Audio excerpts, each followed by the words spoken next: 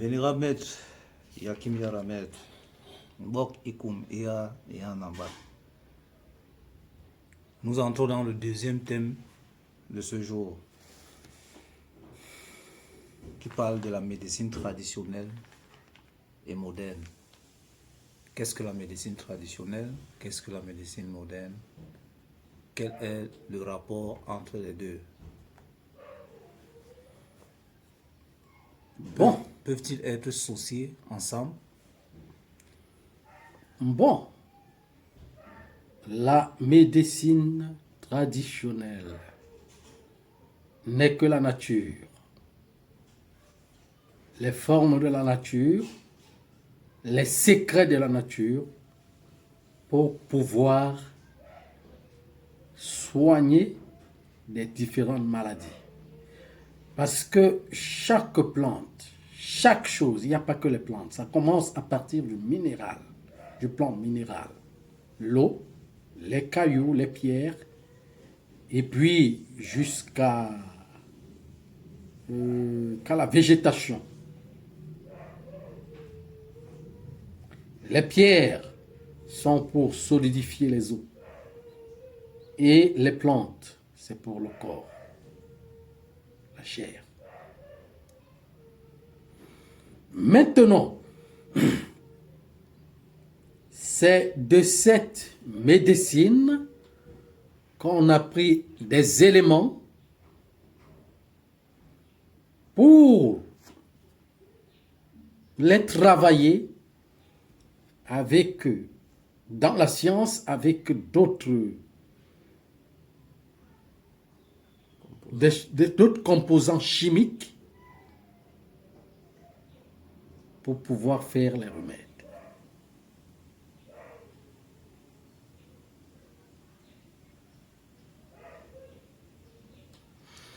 Mais seulement, c'est que les plantes ont un composant dans que le plant, le minéral, les cailloux, les plantes ont un composant, grand composant qu'on appelle le dominateur, qui est l'alcool sulfurique. L'alcool sulfurique, qui est le premier alcool.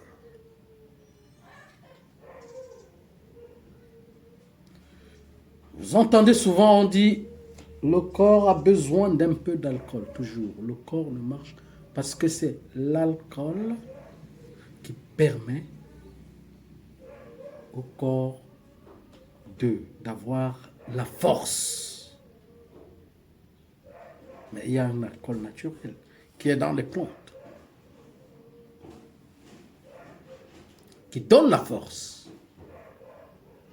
Maintenant, en développement dans la médecine conventionnelle, qui est la médecine moderne, on doit associer des plantes ou quoi, la chimie, avec des choses nocives comme la drogue, qui est un dominateur.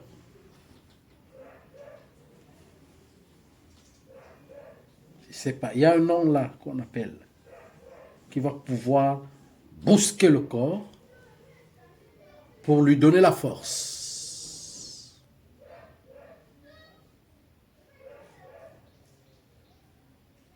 Vous voyez un peu. Le problème est que dans la médecine moderne, avec ces éléments chimiques, bien sûr que c'est en train de traiter un problème, mais le corps, le sang ne rejette pas tous les éléments nocifs qui vont encore aller composer un autre problème dans le corps. Par contre, dans la médecine moderne, elle régénère et nettoie complètement. Donc, je ne suis pas en train de dire que la médecine moderne est une mauvaise médecine, non. Mais c'est un complément d'action sur le plan naturel. un complément. Donc ça veut dire que elle complète d'un soit peu quelque chose. Mais elle ne remplace pas la chose. Par contre, la médecine traditionnelle, elle remplace des éléments. Puisque les éléments qui composent notre corps, sont venus de l'eau,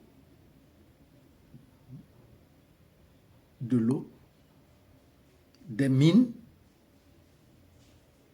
et de la végétation. C'est pour cela que dans la science, on appelle ça des vitamines associées qui sont dans les plantes.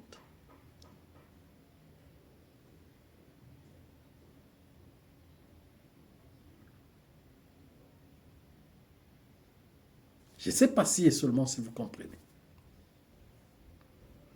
Il y a ce point. Maintenant, il y a un autre point qui était aussi un point qui vient de tous les plans.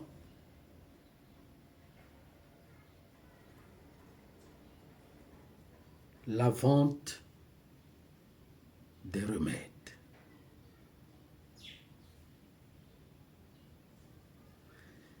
C'est comme la guerre.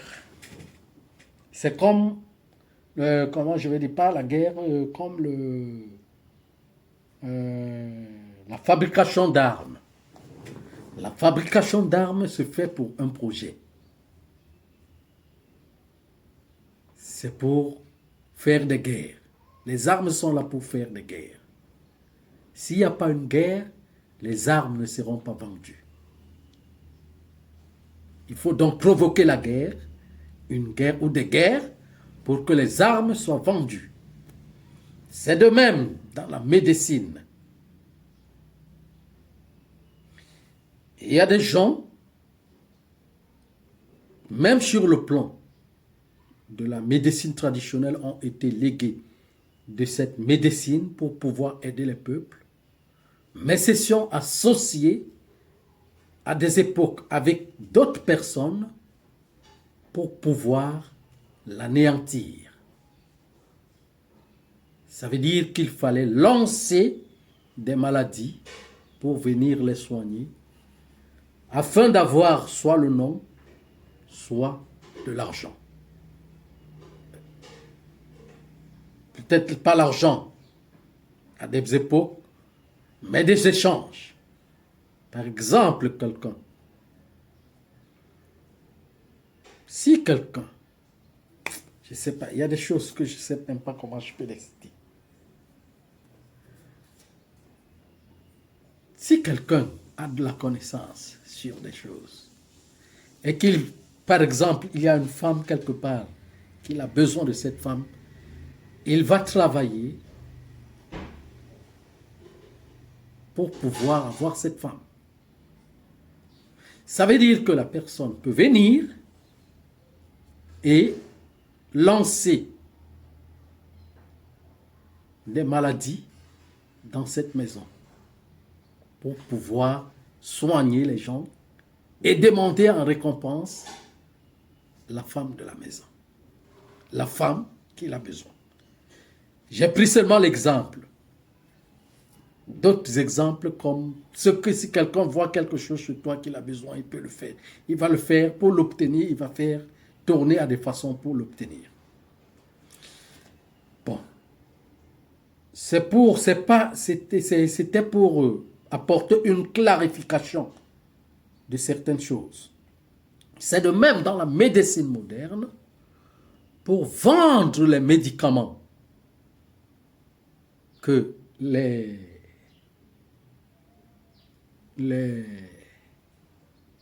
firmes pharmaceutiques vont fabriquer, il faut qu'il y ait une maladie ou des maladies convenant à ce médicament. Donc, pendant qu'on est en train de fabriquer un médicament, on a déjà mis la bactérie déjà dehors, quelque part, dans la population, pour pouvoir préparer maintenant la vente de son médicament.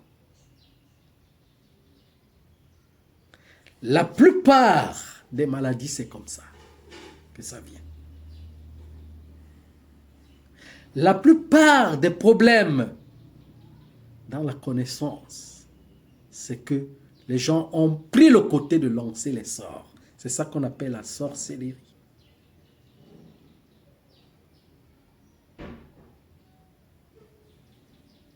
Pour pouvoir chercher des profits.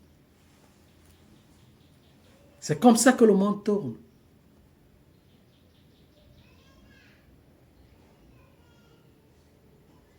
C'est comme ça. Donc, tout est empoisonné. Tout est empoisonné.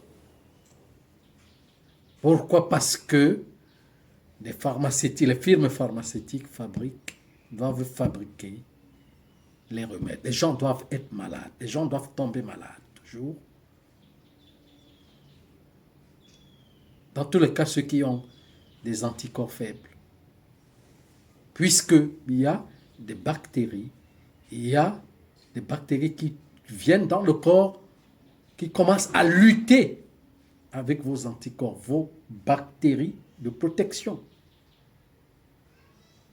C'est selon cette guerre qui va se produire en soi, qui va, qui va commencer à dégénérer tout doucement votre vitalité pour aller finalement tomber malade. Pour aller acheter le médicament. Chercher le médicament. Oui. Comment booster donc ces anticorps? Bon. Le problème est que, est-ce que vous vivez dans une autre planète?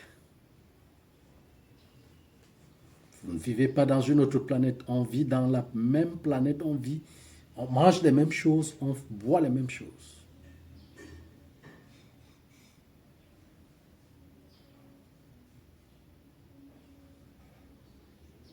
Maintenant, j'ai parlé d'utiliser les plantes pour que vous ayez toujours les éléments dans votre corps qui vont toujours continuer à lutter, à faire la guerre. Parce que cette guerre ne terminera jamais tant que nous mangeons, tant que nous consommons du poison chaque jour. Tout ce qu'on cultive, les plantes ou les tubercules ou quoi que ce soit, on fait l'agriculture aujourd'hui, c'est des choses nocives. C'est de l'engrais qui est une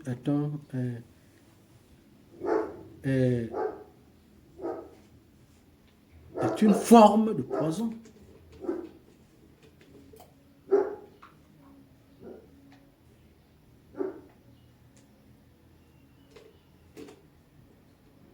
Donc c'est comme ça. Oui. Et venir mettre le logo qui a sur le logo, la pharmacie moderne a un logo où le serpent est représenté enveloppé. Que représente-t-il? Avec le caducée. Oui. Mais c'est ça, le serpent autour du caducée. Le caducée représente la colonne vertébrale. C'est ça qui fait en sorte qu'on soit debout. Et le caducée représente la colonne vertébrale plutôt.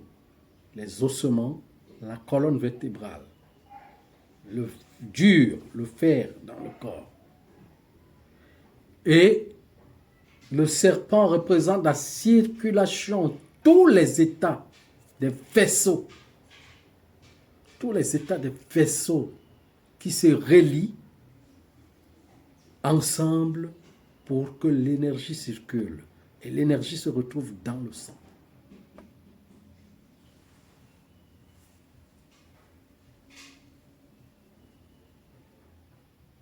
Maintenant, le serpent qui remonte et qui met la tête en haut, veut dire quoi? Veut dire faire remonter de l'énergie, de la vitalité.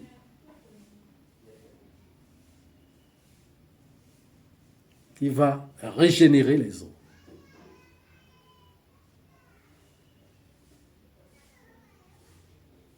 C'est ça l'explication.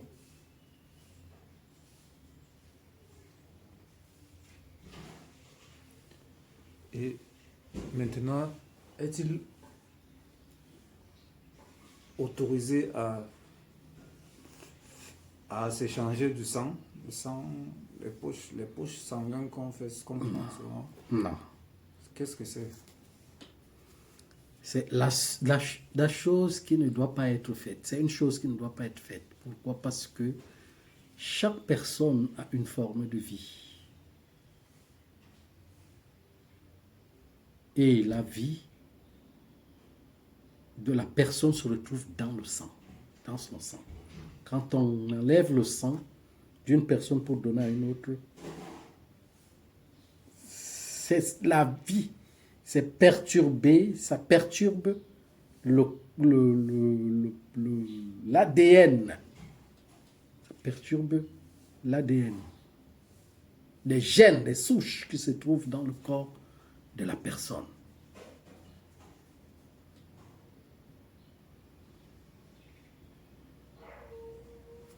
Bon, maintenant, c'est pas totalement mauvais. Pourquoi? Parce que c'est le partage pour la survie. Vous avez partagé votre sang pour pouvoir aider les autres ou une autre personne. Ça fait partie du partage.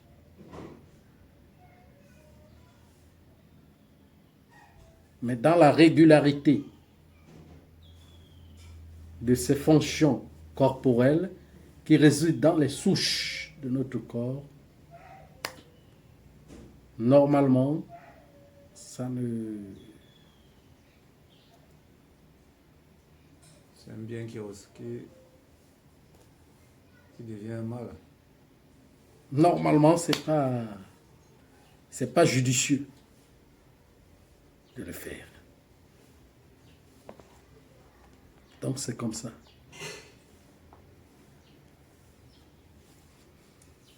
Alors, vous avez d'autres questions? Non. Merci. Voilà. On va élaborer encore ce thème dans les autres vidéogrammes avec le temps, parce que chaque chose a son temps. Vous voyez, je ne parle pas de moi-même. Hein? C'est le maître, quand je veux donner un cours où je parle de ce qui regarde le maître, c'est le maître qui me fait parler. Donc, à chaque chose que je dis, ou je ne dis pas, à chaque chose que je dis ici, c'est lui qui me le fait dire.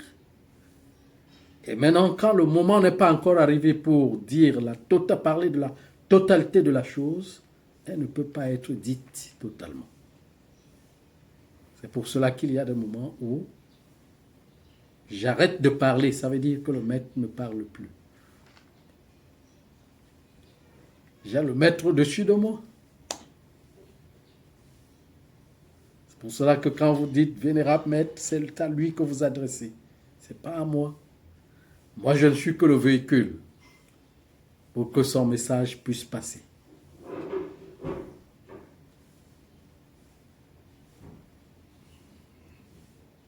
Oui? Oui, Une question? Et justement, vénérable maître, vous affirmez ces propos quelque part où vous dites, lorsque vous enseignez, ce ne sont pas vos paroles. Ce ne sont pas les paroles de votre petite personne. mais celle du divin maître de l'humanité. Voilà. Vous précisez que nous ne devons pas faire confusion de l'enfant, la petite correspondance du vénérable maître qui est le chemin de l'humanité vers le Christ, car le Christ est Dieu, mais Jésus n'est pas Dieu. Il est un humain supérieur de tous les humains, de la grande supériorité, dont l'essence du Christ est imposée éternellement à guider sa descendance vers la lumière en chaque ère. Il est le roi de l'humanité qui fait appliquer les règles du Christ. Alors, il est double. Voilà, c'est ça. Donc, moi, je ne suis que l'enfant. Mais le maître, lui, il est le maître. Quand vous dites vénérable maître, ce n'est pas à moi que vous vous adressez. Ce n'est pas à moi, Christian, que vous vous adressez. Vous êtes en train de l'appeler pour qu'il vienne vous parler.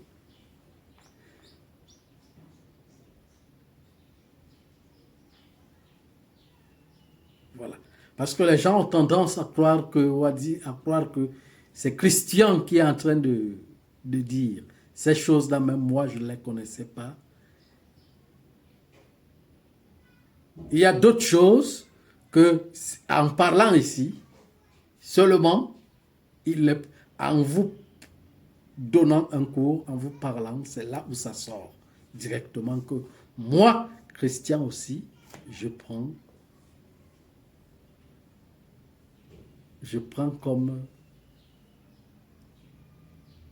comment je vais dire, comme cours aussi. Mais seulement quand lui, il parle ça, moi, je comprends. Je suis la première personne à comprendre avant vous. Et vous terminez en disant ceci. Alors, il est double.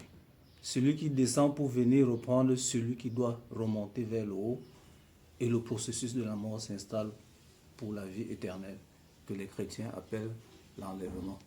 Bien sûr, c'est comme ça. C'est pour cela que je parlais de la profusion sur l'état rituel. Alors, le rite doit commencer à la deuxième montagne d'initiation.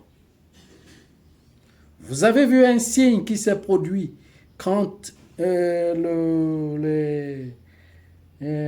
a parlé du coronavirus et quand le monde a été confiné pendant 2 mois. Vous avez vu ce qui s'est passé? Il y a eu rite. Il y a ceux qui partaient faire il y a beaucoup de gens qui faisaient les bains de vapeur. Il y a ceux qui cherchaient à faire le remède traditionnel pour le prendre. Il y a ceux qui faisaient des prières. Il y a eu beaucoup, trop de mouvements rituels. Alors, qu'est-ce qui vous attend donc devant pour vous mettre encore, pour vous amplifier encore dans ce rite? C'est toujours un événement ou des événements qui vont venir, qui sont proches, qui vont vous relier à ça. Donc, quand je commence à vous parler, n'est-ce pas, je suis ici depuis 4 ans, je ne vous avais jamais parlé de la pratique. Et d'ailleurs, même moi, je disais, je ne vais pas me confondre à faire ce genre de choses. Comme si je devenais quelqu'un qui est venu vendre des recettes ici ou bien parler des recettes comme font certains gens pour pouvoir avoir de la clientèle. Je me suis décidé de ne jamais en parler. Mais seulement quand ça arrive, c'est le maître qui décide que ça sorte. Et puis ça, ce ne sont pas des recettes. C'est de l'initiation. Donc ça veut dire que ça marche avec l'explication. Ça commence vers le début. Si et seulement si vous commencez, vous faites le rite et vous ne commencez pas dès le début avec l'explication réelle, vous n'allez pas y arriver. Parce qu'aujourd'hui, je vois beaucoup de choses. Pour avoir ceci, faites cela. Pour avoir de l'argent, faites comme ça, faites comme ça. Pour avoir... Non, c'est pas ça. Vous allez faire le tout et votre don doit sortir pour devenir ce que vous êtes, ce que votre âme est, et non aller chercher à arracher ou à voler quelque chose. Parce que dans ça, il y a aussi du vol. Si vous prenez, par exemple, un rite que vous donnez à quelqu'un qui doit faire en sorte que cette personne ait de l'argent, ça peut être du vol, quelque part. Pour que vous ayez de la clientèle. Ce n'est pas l'argent de la personne, ou quoi que ce soit.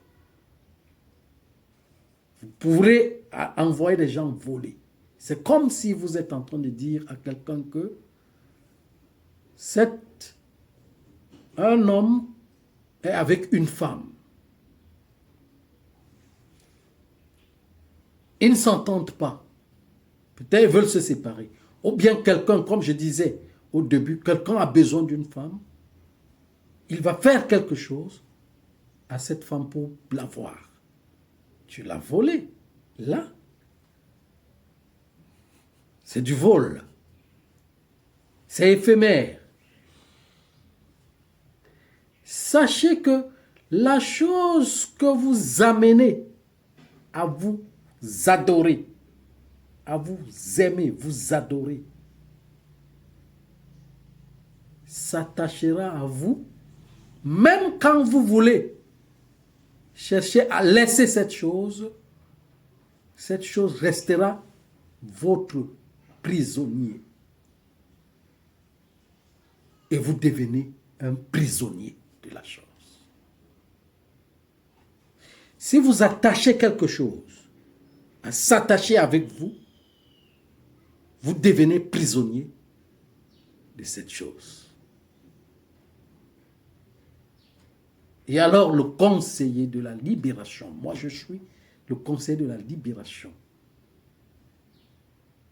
Je parle de la libération. Je suis là pour aider les gens à se libérer de l'esclavagisme et de ceux qui les ont attachés.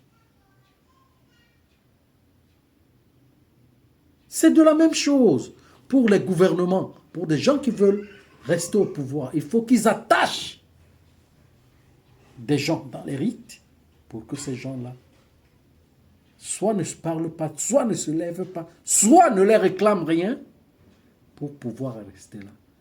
Mais vous devenez prisonnier de ces gens. Et prisonnier de leurs biens.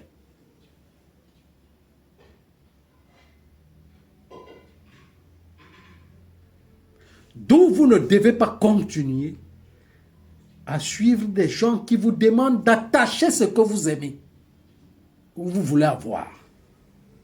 De vous attacher avec l'argent, de vous attacher avec le mariage, de vous attacher avec la richesse ou de vous attacher avec la fortune.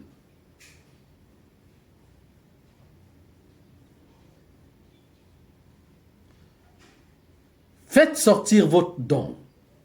Il doit sortir pour pouvoir faire le détachement. Et dans le détachement, chaque chose est libre de venir vers vous ou pas. Ne suppliez rien. Les gens sont libres de venir vers vous. Ne les attachez jamais. Et quand ils vont vouloir partir, ils sont libres de partir d'eux-mêmes. Ne les bloquez jamais. Dans l'initiation, on ne parle que de libération. Donc, de tout ce que je vais vous enseigner ici en pratique, ne le faites pas pour attacher les gens. Faites ça pour libérer. Vous libérer et libérer. Et que les autres qui se sont attachés vers vous soient libres d'être avec vous ou vous quitter. Naturellement. Que tout doit se passer autour de vous naturellement. C'est ça qu'il faut que je précise.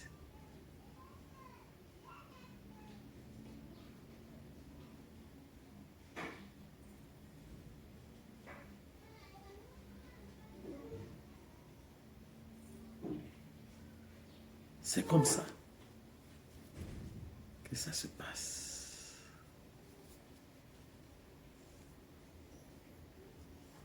Vous avez des questions? Non. Merci, Vénérable Maître.